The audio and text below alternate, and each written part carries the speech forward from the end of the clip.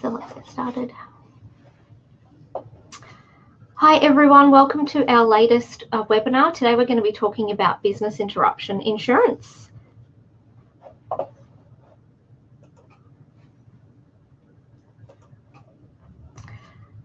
So Paul Green and I are here with you today, and here are our contact details if you'd like to reach out to us afterwards, or if you've got any questions, we're always happy to help. We'll try and keep it a bit interactive as well. We've already had some questions submitted ahead of today. So if you've got any questions, just drop them in the chat box and we'll address them while we're going. And we've also got some polls that we'll go through.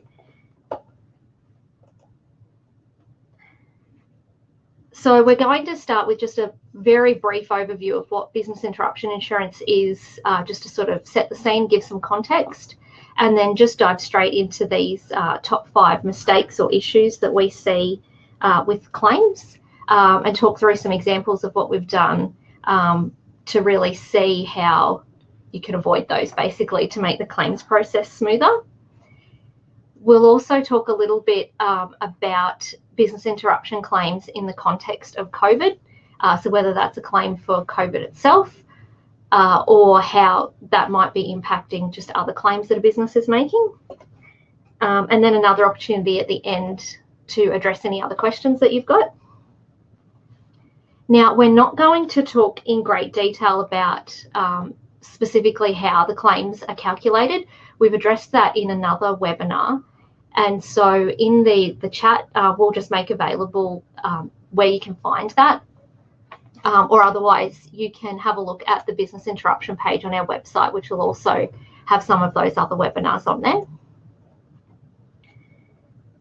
Now, from our perspective, we look at claims from both sides of the fence, essentially, whether that is helping a business owner prepare a claim or doing work for insurers where we're reviewing claims and critiquing them. So we've got quite a diverse group of people on the line today. We've got accountants, insurance brokers, lawyers, business owners. So we're just going to throw out a quick poll to start with. Might just take a moment to come up. We're just interested to know, have you been involved in a business interruption claim before? So that might be helping your clients, or if you're a business owner, a claim for your own business. We'll just take a moment to see what comes through. And so these results are completely anonymous.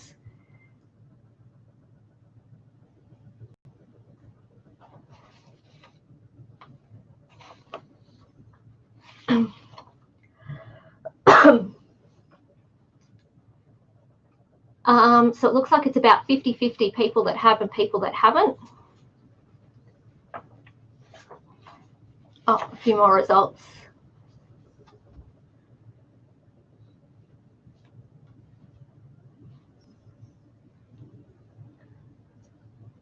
Okay, so about 70% that have been involved in the past.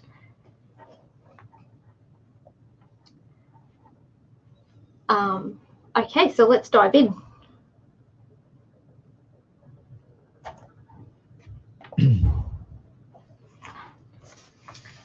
Now, the insurance policies themselves will detail out the specific wording, the terms, the amounts of coverage that apply, and each policy is going to be different and unique to that business. However, the really key parts are similar and sometimes identical from policy to policy, so we'll just be talking about that quite generally.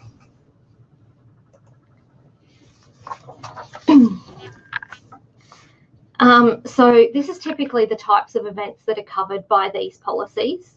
Looking at natural and unnatural disasters, cyclones, storms, floods, fires. Some of these could be unnatural disasters. A fire that's caused by some faulty wiring, or flooding that's caused from, your neighbouring property, or fire sprinklers going off or something like that. Equipment malfunctions, burglaries, thefts, accidental and malicious damage. These are all things that are going to have an impact on the business. Pardon me. And so what we're looking at in these business interruption policies is how that goes on to affect the trading of the business. And so one key thing to note is for that claim to be made, there has to be some sort of, like physical damage to actually trigger a claim to start with.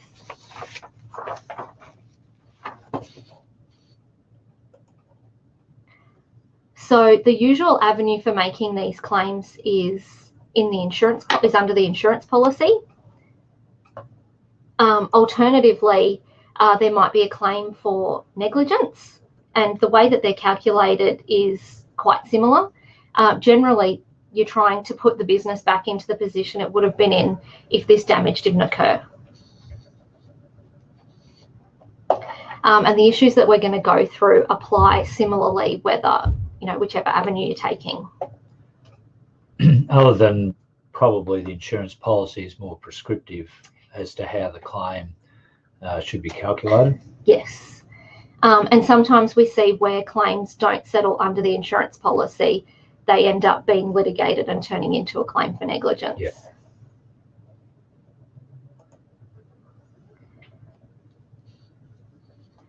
So let's dive in. So with the, we've probably got more than 5 actually. Yeah. But probably the key issue is revolves around information. And so one of the great mistakes is at the time of a impacting event, not immediately addressing your information. So if you try to make a claim 6 months after the event, inevitably memories are foggier, the information is less clear. So therefore trying to be able to put together a clear and concise claim becomes more challenging. So notwithstanding the emotional and other trauma at the time an event might occur, it's really important to keep the focus, get the information that you can, and that includes even in floods, saving computers that have that key information, drying out paper, all that sort of stuff that's important so that you can actually make a verifiable claim.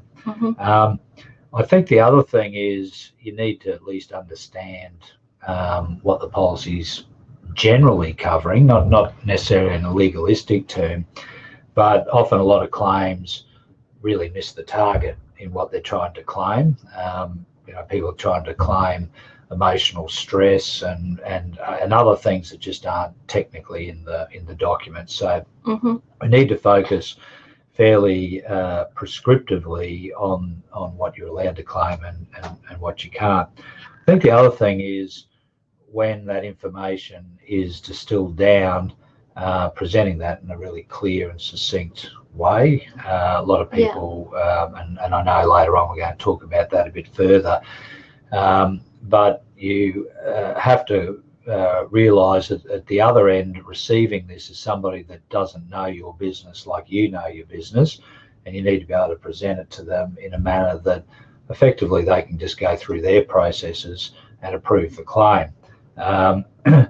So understanding the policy, being clear and succinct is pretty important.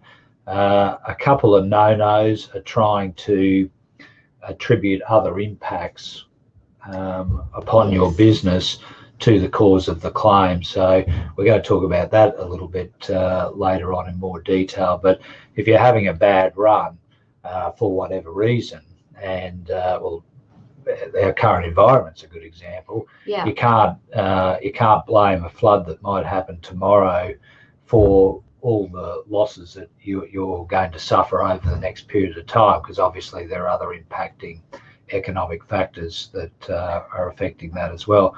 And probably the key thing, realising that this is an engagement of humans, is humans in the insurance company that are processing these things and making decisions.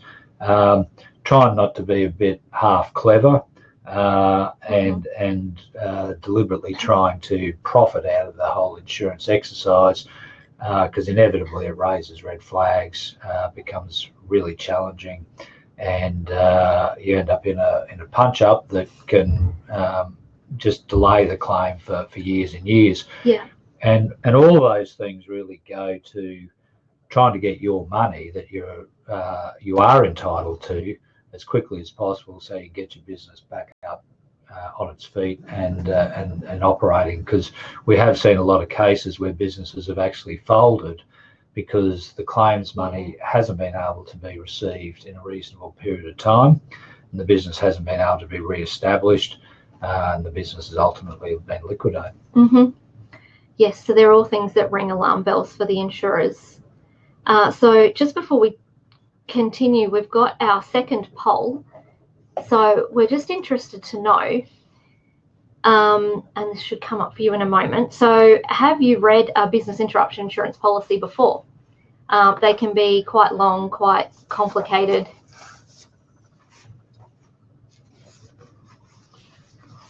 We'll just take a moment for the responses to come in.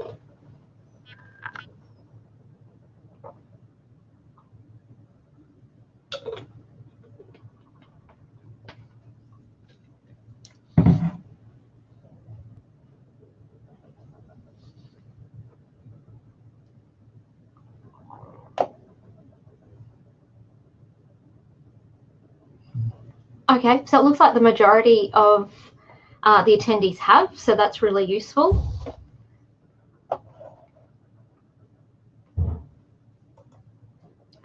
So we'll just very briefly talk about generally the types of things that you can claim under the policy, and then we'll just move on to looking at some of these issues. So typically the policies include amounts for a loss of gross profit, for wages, so where you have people that would be really difficult to replace, so you would want to cover their costs so that you can retain those staff.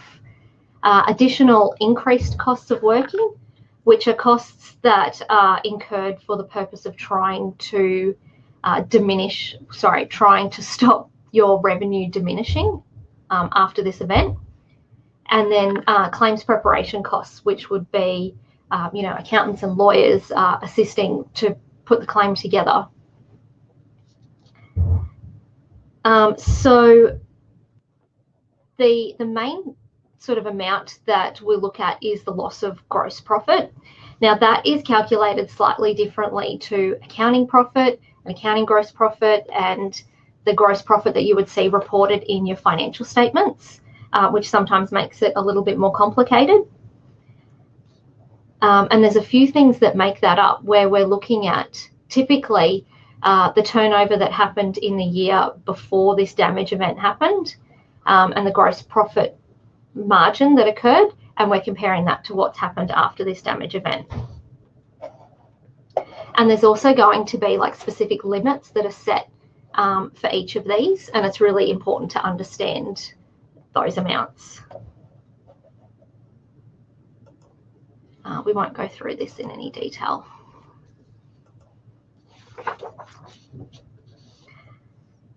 So the first issue that we come across is seeing people not applying the policy formulas to calculate their loss.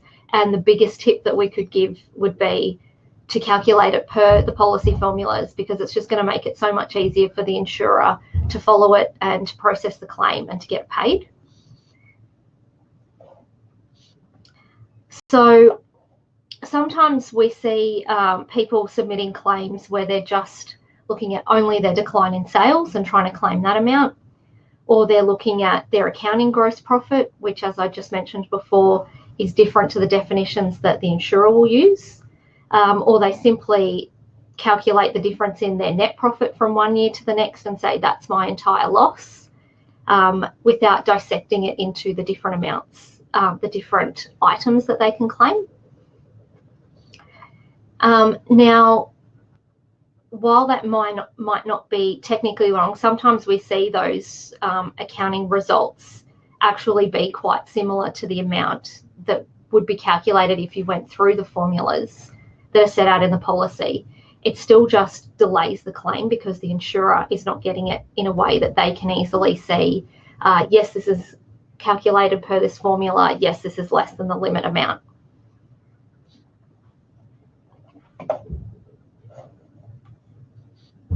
And the other thing with the formulas is there's going to be an indemnity period within the policy, which is usually a 12-month period, but sometimes that's ignored, and so the losses that are submitted are for a longer period of time.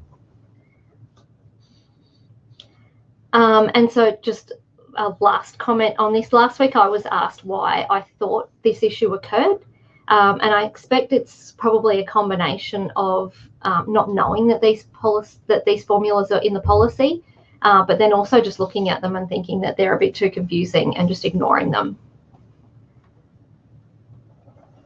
So this also leads into the next issue, and then we'll get into some examples that sort of show what we're talking about. Which, as Paul mentioned earlier, is just not presenting it in the format that the insurer wants to see it in. So it needs to have this sort of logical flow that follows the items that are set out in the policy, that uses the formulas to calculate them, and that shows that they don't exceed the limits that are covered by that policy. So sometimes we'll receive claims from insurers that we're asked to critique, which will just be in the format of just a one-page letter saying, I've looked at the accounts and this is the loss, and it just throws out a number, and there's no document sitting behind it. There's nothing that we can look at to support whether that's right or not, or just a really simple calculation that's just comparing two amounts, again, without seeing any detail. So this is one that I'm looking at the moment. I've changed the numbers, but this was basically the format that it came to us in. So it's a shop that's on a main street. They received some damage because their neighbours were doing some work and busted a hole through their wall. So they had to close for a period of time while that damage was being fixed. And this came in a cover letter basically saying, I've looked at the accounts and the profit from one year to the next year has declined, so this is our claim. I think the problem with this particular format, I think it's an accountant that prepared the numbers. I think the way it's approached is they're assuming that the insurance company will just take the word of the accountant. Exactly. And then when they don't, the accountant gets offended, the client gets offended, and all of a sudden there's a punch-up going on rather than having presented the data. So the issue is about presenting data, not the accountant in this instance making a value judgment about what's claimable. What's claimable will be determined from the data. It's a very prescriptive approach. It's a formula-driven approach. There's not really many value judgments in a policy. No. So just simply present the data. And if you're unfamiliar with doing it, engage somebody that does know what they're doing, because those costs in any event are covered by the policy. So even if in this case the accountant engaged a forensic accountant to put the final touches on it, they could work together to get it presented in an attractive format. And that would be the best approach. That would be the best approach, because the business advisory accountant has access to the data. And they're really familiar. Yeah, makes sense. Yes. So in this instance, because they didn't submit any of that underlying information, we've been engaged to have a look at this claim. We've had to go back to them several times asking them for more information to try and then formulate the claim in accordance with the policy, which turns out we're saying their claim is roughly what they're saying their claim was. So this has dragged on for a couple of years unnecessarily, whereas if they had have presented it in a different format at the beginning and been sort of forthcoming with those supporting documents, it probably would have been paid, 2 years ago. And has no doubt had other effects on their business as a result of missing out on $150,000.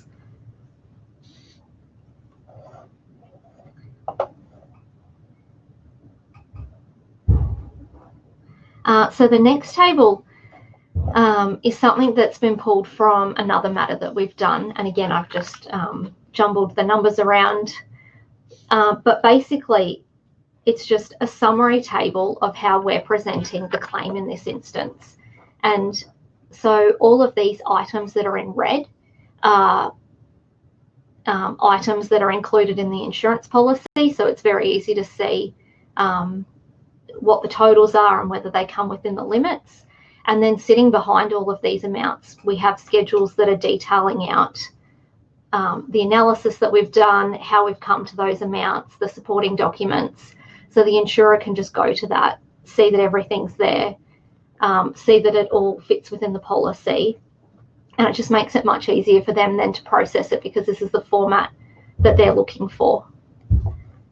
And we can, where we've needed to, we've considered where amounts exceed the policy limits, and they can see that we've already deducted those bits. And the averaging of insurance, which yes. is we'll talk about later, but it's often a significant issue in these policies. Yes, and that's one of the questions that we had come through ahead of time, which we'll address soon.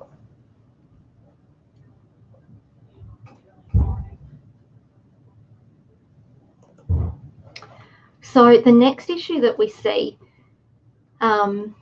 just going back to some of the policy formulas. So what we need to look at per the definitions that they set out is the turnovers and the rates of gross profit that occurred in the year before this damage event occurred, and then comparing that to what's happened in the indemnity period, which is usually 12 months after this damage event has occurred. But just simply comparing pre and post is likely to cause problems without considering any other events that have happened. So the policy allows for adjustments to be made either up or down to the turnovers and the rates of gross profit. So we need to consider things like trends, things that are going on in the economy. There might be some particular fad or a boom in some industry. There might be other industry changes. There might be more extreme events like a war or COVID, which is going to have an impact on the business regardless of this damage event that's happened. I think also where there's trends or industry impacts, how the client might be reacting to those is also important. So yes. Obviously, one general trend that we've all been exposed to is the reduction of mail. A lot of things now go by email and soft copy, and so the worst take on that is that if you're in a printing business or some delivery business, that your business is going to fail. But obviously a lot of those businesses have restructured themselves yes. to be able to not only survive but flourish in those environments. So probably not the case with Blockbuster, but and Kodak and other businesses that have had just death spiral declines. But you need to actually understand the business and also how they respond to those market trends, and it's useful putting that in the claim so that the other side is aware what you're actually doing to counteract what would be an obvious concern about your numbers. And that comes to keeping documents and record keeping, which we'll discuss a little bit later as well, is making notes of that sort of thing so that when the question is asked later on, it's much easier to respond to how you've dealt with what's going on in the economy. So this can be like positive or negative effects on the business that need to be considered. So you might have just got a new contract just before there was a fire that affected your warehouse. So if we didn't look at that new contract, then we'd probably be understating the claim that you're making. So it's important to be adjusting for those sorts of things. Similarly, for relatively new businesses where they might be experiencing a lot of growth, if we don't continue to factor in that growth, again, they would be missing out on some of their claim. The flip side of that is also going to be where there's been some sort of downturn that was always going to happen anyway, and that needs to be taken into account.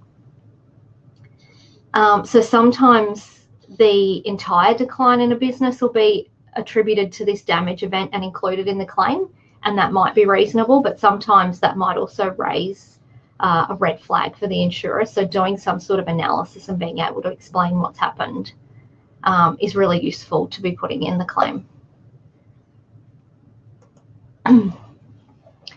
So I've used this example a lot. You may have seen it before, but really sort of points out that sometimes you can't just take things at face value.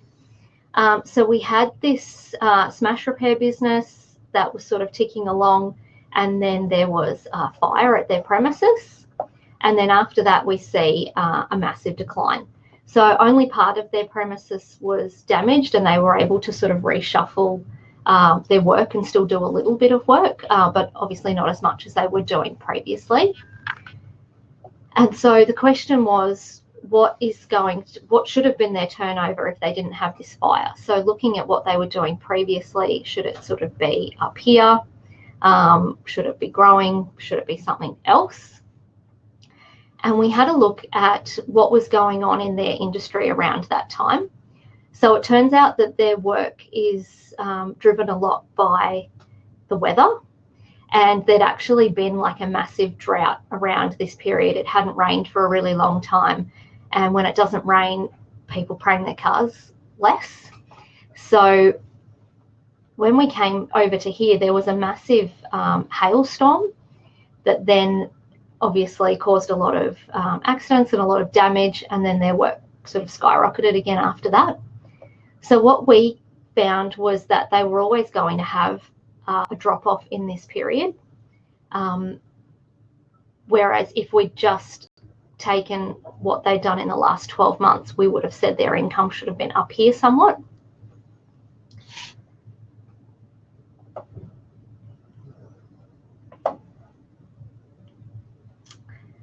So the next issue that we're going to dive into is underinsurance. And we're just going to throw out another quick poll, which is basically a little scenario. We're just interested to see how familiar people are with underinsurance.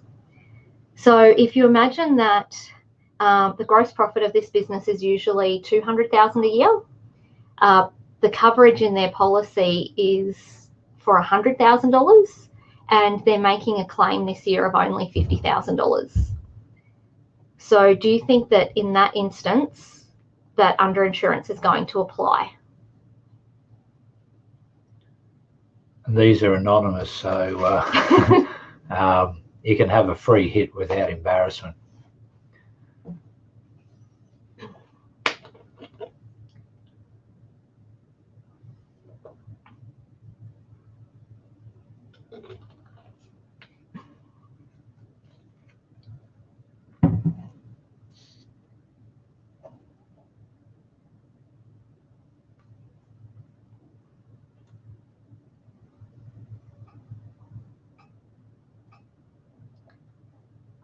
Okay, so we've got about 70% of people say yes, they think underinsurance would apply, and 28% saying no. Must be 28 and a bit. So again, I think this issue sort of arises from a misunderstanding of how and when the underinsurance formulas do apply. And so the coverage limits are going to be detailed out in the policy schedules, just like in this example. And what's really important to understand is that the underinsurance applies based on how much insurance you should have, not whether or not the claim is less than the amount of coverage you do have. So in this instance, they should have had coverage for $200,000, but they only had coverage for $100,000, so therefore they're underinsured. Or the other way to look at it is they're self-insuring for $100,000. Exactly. And so often businesses do choose to do that because of the cost of coverage, but then it's really important to understand that there's this consequence to the self-insuring. Well, in this case, you're half insured. Exactly. And so then you could only expect about half of your claim to be paid. I mean, the flip side of that is if you've got a broker or advisor who's looked at your records and has recommended that you have 100,000 of coverage, you didn't realise you're only half insured in this instance, you've probably got a claim against the advisor for negligent advice. Yep, and we have seen instances of that before. Many instances, yes. Yep. And so it's important for those people who are just generally advising business clients to ensure that their general insurance is always kept up to date, particularly as their business grows. Yes, it's definitely something that should be reviewed regularly. So the general formula in the policy says that if you have about 80% of the insurance that you need, then the whole amount will be paid. But once it's less than that, then this underinsurance formula starts to apply. And again, it's relatively prescriptive. Yes. So there's always room to argue about the written word in the policy, but the policies are generally fairly similar across all providers, and they're fairly exact in the way they say the calculation should be done. Exactly. So what it looks at is the turnover and the gross profit margin that you had the year before this damage event occurred. So in this example, if we look at the standard turnover last year of 4.3 million and a gross profit margin of 51%, the insurer would expect that they have coverage for gross profit of about 2.2 million. Now, in this example, they only had 1.1 million. So even though the loss that they're claiming of this 800,000 is less than the 1.1 million, they didn't have an adequate amount of insurance coverage to start with. So therefore, they would pay a little bit more than half of that.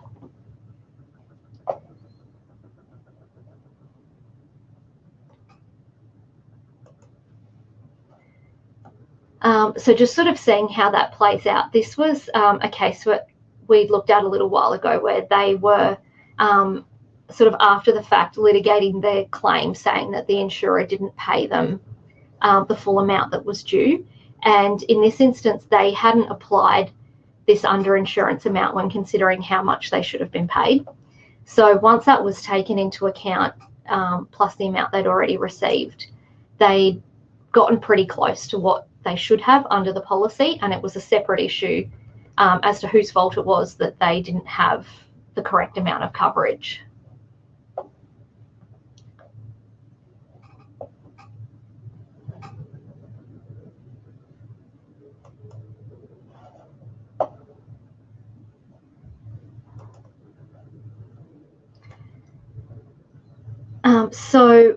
As we've talked about a little bit already, not having the supporting information or documenting your losses can cause a huge delay in getting claims paid.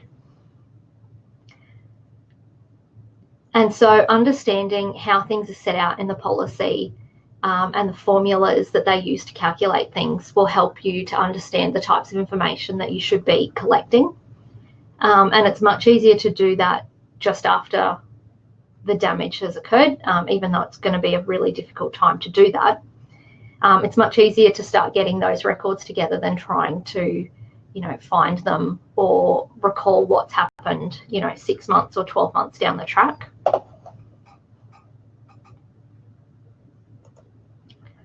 So we've got a little checklist which you'll be able to download here, and we'll also go out in an email afterwards, that sort of goes through some of the things that you need for documenting your losses, but then also just some other financial information that you'll need for preparing your claim once that time comes. So I had, I call it my gold star example, a business that I prepared a claim for a little while ago that just kept amazing records after their business was hit by a cyclone. So it was a resort. They just suffered extensive damage, but they kept a lot of detailed records every day about what was happening. So they had photographs from just after the cyclone showing the damage to all their little bungalows and restaurants and gardens and pools. And then in the months after that, a lot of the people that worked there did a lot of the repairs and cleanup work and, repainting and fixing the gardens and that sort of thing. So every day they kept like diary notes and a bit of a timeline about what was happening that day. So, they're painting bungalow number 1 today and they're painting bungalow number 2 tomorrow, as well as sort of photos showing the progress as things got fixed. And all of that really tied into then their invoices where they'd been, to Bunnings to buy, paint and other hardware supplies. And all of these records, when it came to claim time, just made it really simple to tie together everything that had happened, all the costs that they were claiming, and show that how that was reasonable. So that's quite an extreme example. We don't usually see things in that kind of detail, but just generally taking some pictures, keeping some diary notes of just really, key things that are happening, how your business is being impacted, what are some major things that you've done to try and mitigate your loss, are just going to be really useful down the track rather than trying to recall what happened on a particular day 6 months ago. So then obviously just keeping copies of, quotes and invoices and receipts about the repairs and the costs that the businesses are incurring is going to be really useful. And often I find just keeping a separate account in your, your MYOB or your Xero file can just be a really simple way to group all of those costs together to make it easier for someone down the track who's putting that claim together.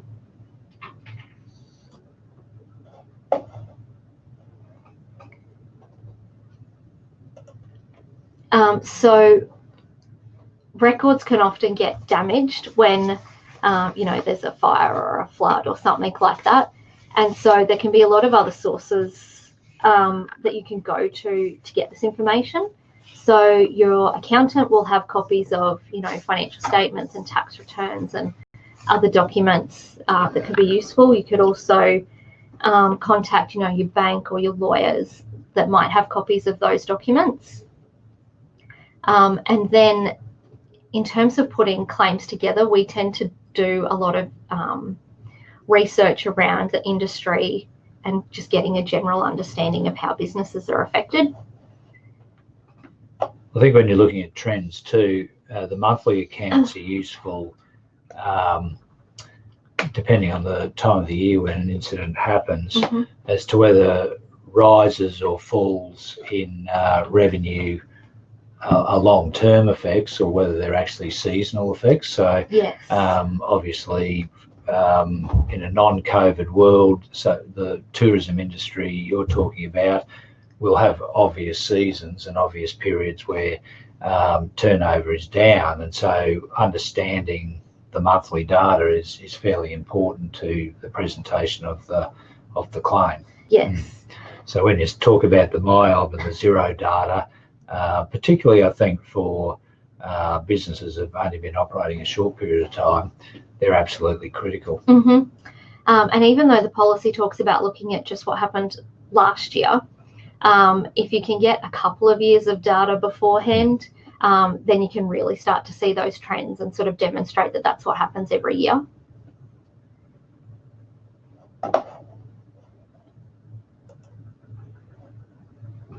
So one of the other questions that we've had come through is, how do we go through the process of working out which costs or expenses are attributable to additional increased costs of working? And so that sort of goes back to the example that I was just going through, where we need to understand how the business has been impacted and what actions they've taken to try and tie in those additional costs. So it could be that, they've hired an extra piece of equipment because, maybe they've hired an extra truck because their truck was damaged in an attempt to keep deriving their revenue. So if we understand that story, we can tie it in with the actual costs that we're seeing. I think it's important to know, and so for people making claims, they should get some early legal advice on what they are actually allowed to do and be covered under the policy. So one case I was involved in, a printer, they got flooded, the printing machines didn't work. They didn't want to lose their clients. So what they do, they still tender for the work as though they were in business, but in fact they paid other printers to complete the work for them. They made no money on the job, but they went through that process because they wanted to maintain their client relationships. If they just referred them to the end printer, they would have lost their clients and lost their business. So that was a perfectly reasonable increased cost of working in that case. But if a claimant's going to spend a lot of money, as in that particular case, always worthwhile to get some legal advice from an insurance lawyer that knows these things and can say, yep, that'll be reasonable, and even flag it with the insurer in advance so that they're on notice that that's going to be part of the claim.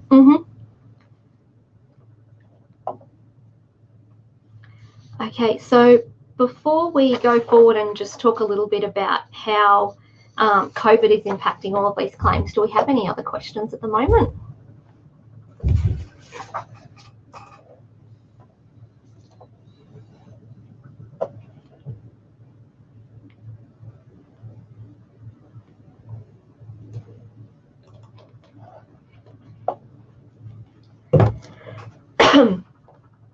Okay, so there's two sorts of limbs that we're just going to briefly talk about here. The first one is claims that might be made in relation to COVID-19 impacting businesses. And then the second is claims that are made just for from any other cause, so like fires, floods, equipment malfunctions, that sort of thing. But then when the business is also being impacted by COVID.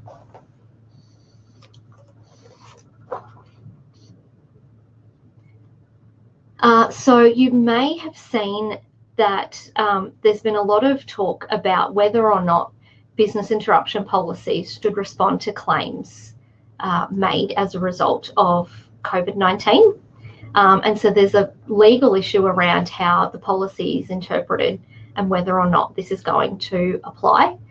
So this would be instances where, you know, your business had to cancel an event, the premises was forced to close because of all of the lockdown measures that we're seeing, and that's sort of restricting your trading. Or perhaps your supplier's business has been closed because of all of that, depending on where they're located. So there's a test case that's currently in the courts. It's been escalated to be heard on the 2nd of October. And the main contentious issue that they're trying to decide is there's a lot of policies that refer to the Quarantine Act, and they have exclusions for anything that comes under the Quarantine Act. Whereas that was replaced in the last few years by what was called the Biosecurity Act. And so COVID-19 has been listed as something under the Biosecurity Act. And the question is this exclusion going to apply to these policies that still refer to this old wording of the Quarantine Act, which technically COVID-19 is not recorded under?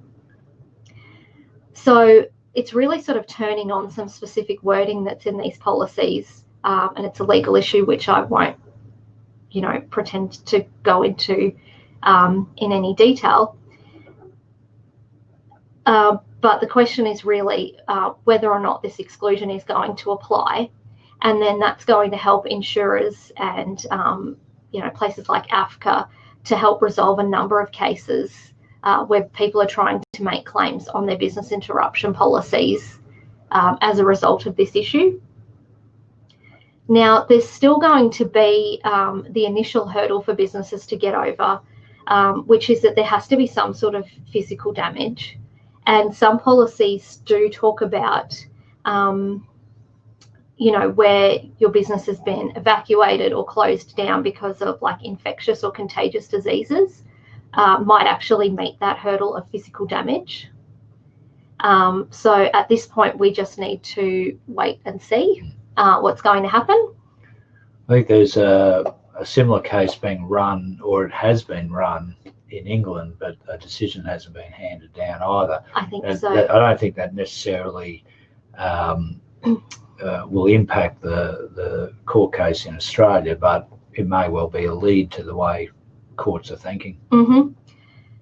So our last poll question, I'm just curious to know what people think, what they think the outcome of this test case might be. So do you think that claims for COVID-19 are going to be excluded?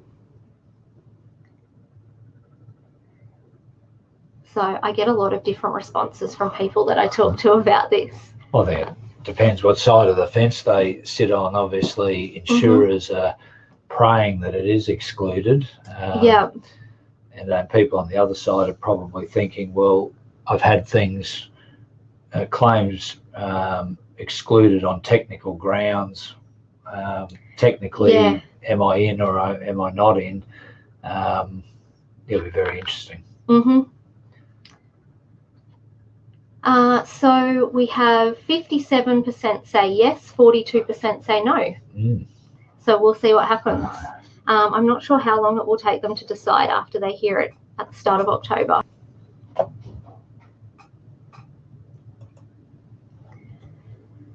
So the flip side of all of that is where businesses are making claims not to do with COVID, say, in the last 6 months they've been affected by a flood or a fire, or even like the bushfires that happened last summer. Arguably, the quantum of those losses are going to be impacted by COVID anyway. So obviously, like, financial analysis would need to be undertaken to sort of understand the impacts. But where the policy talks about needing to make adjustments to turnover and to the profit margins for other things that are happening, then potentially we should be considering, was this business going to decline anyway? Or it could go the other way. So not every business that we're seeing in the last 6 months has declined because of COVID. And I think also the makeup of their situation has changed, because obviously some people are getting JobKeeper. Some people are getting rent relief. So when you're looking at some of your overhead costs, obviously that potentially has an impact. So there's a range of issues there. And I think also, if the 12 months hasn't run out on the indemnity period, you're really not quite sure what's around the corner. So if borders are opened up in the next month, is it safe to assume we'll go back to pre-COVID levels? Don't know. I mean, so there's a lot of variables that need to be considered in that process. So very interesting. Shouldn't stop people trying to make their claims, though, and giving all the relevant information. Absolutely. If for no other reason than to perhaps get an interim payment, which helps them get their business back to where they were. So when considering cost savings as well, it really depends on, so how those amounts are treated depends on whether or not they're connected to the cause of the claim. So where you're talking about like JobKeeper, if you're making your insurance claim because of a fire to your premises, but you're receiving JobKeeper because of COVID, then that's actually not going to factor into your claim anyway. And similarly, depending on why you're receiving maybe a rental abatement, is it because your premises was damaged, or are you receiving it because of COVID?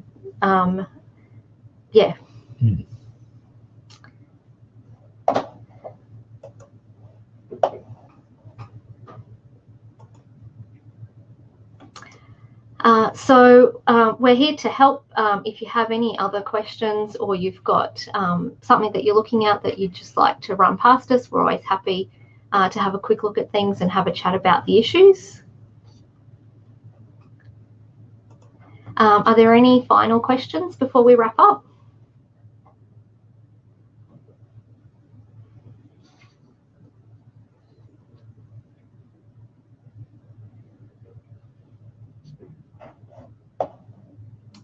It doesn't look like it. You're welcome to drop us a line afterwards if there's anything else that you'd like to ask.